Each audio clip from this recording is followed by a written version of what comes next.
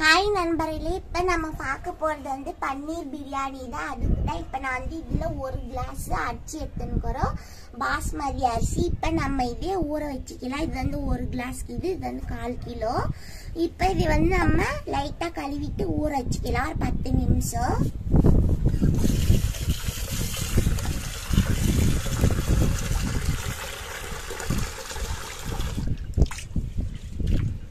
பாருங்க, இந்த மாதிரி லைட்டா கழுவுனா போதும். இப்ப தண்ணியில வடிகட்டிக்கலாம். இந்த மாதிரி நல்லா ஒரு 2 வாட்டி கழுவிக்கலாம்.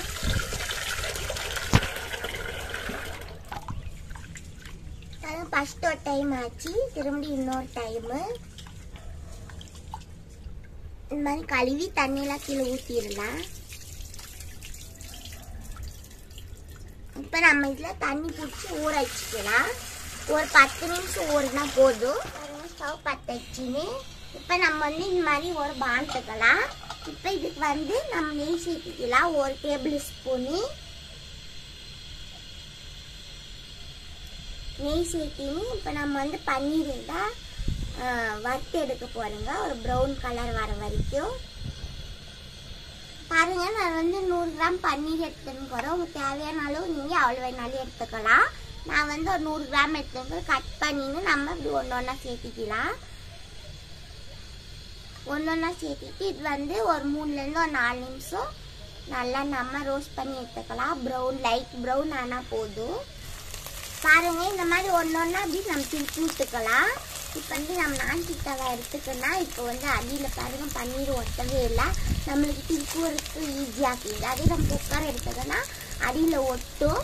அது வந்து ஆனால் நீ முடிஞ்ச அளவுக்கு நான்ஸ்டிக் தவா எடுத்துன்னு பன்னீர் இந்த மாதிரி எதிர்ப்படுத்துக்கு மட்டும் நீங்கள் நான்ஸ்டிக் தவா எடுத்துன்னு அதுக்கப்புறம் நம்ம குக்கரில் பிரியாணி பண்ணிக்கலாம்.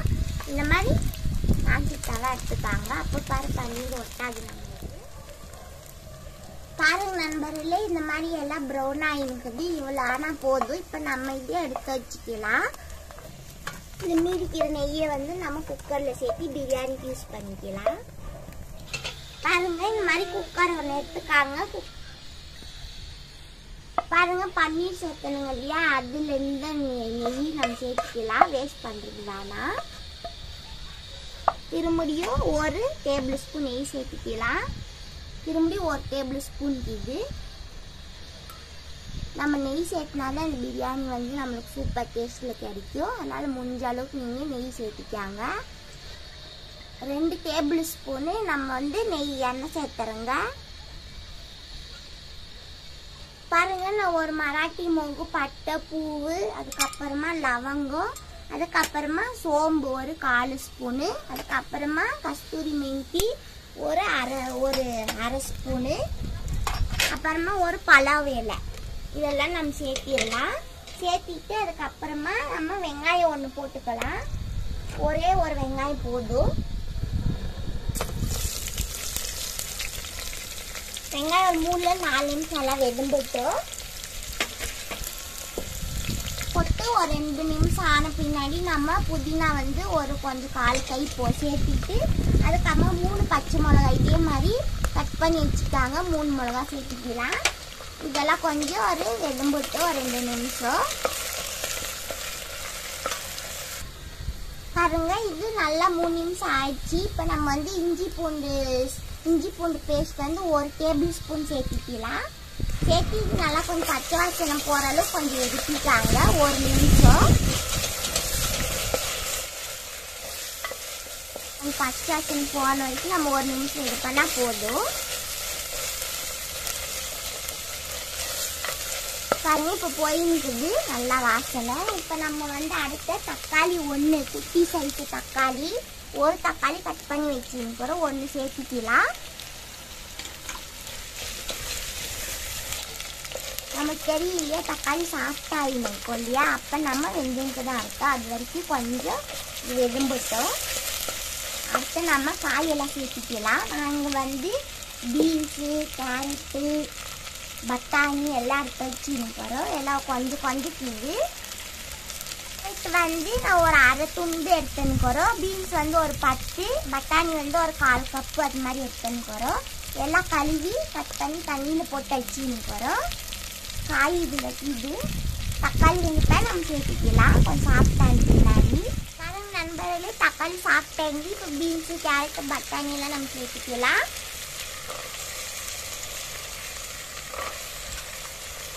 சேர்த்துட்டு கொஞ்சம் நல்லா வெடிச்சிக்கலாம் நம்ம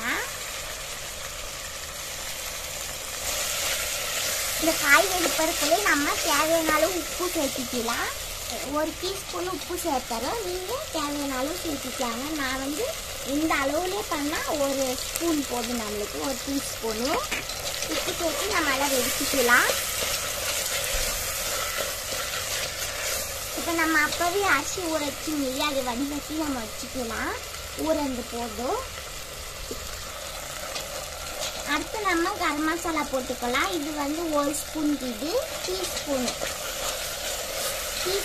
1 ஸ்பூன் இது போட்டு நம்ம லைட்டாக கொஞ்சம் இப்படி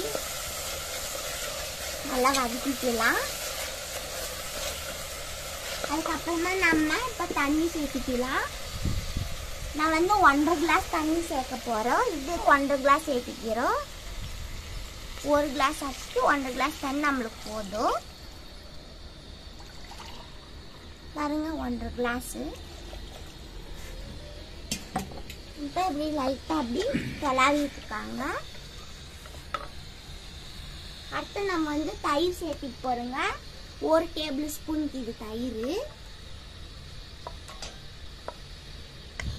பாருங்க 1 ஸ்பூனு எலுமிச்சை பழ ரசம்க்கு இது அதை நம்ம சேர்த்திக்கலாம் 1 ஸ்பூன் சேர்த்திக்காங்க இது கூடவே நம்ம பன்னீர் சேர்த்திக்கலாம்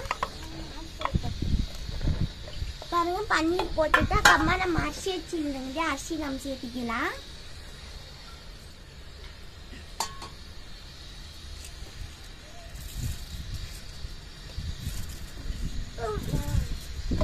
செஞ்சுன்னு வாசனை நம்மளுக்கு நல்லா சூப்பராக வருது நீங்களும் இதே மாதிரி ட்ரை பண்ணுங்க சூப்பராக வரும்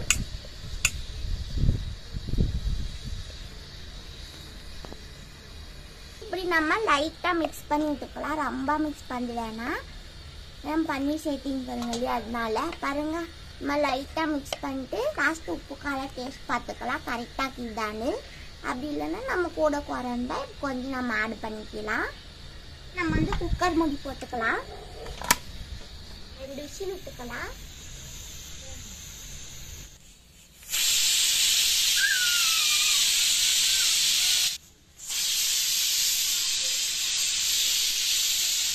பாருங்க விசில் ஃபுல்லா போயிட்டு இருக்குது இப்போ நம்ம ஓபன் பண்ணிக்கலாம் அப்படி வந்துருக்குதுன்ட்டு பாருங்க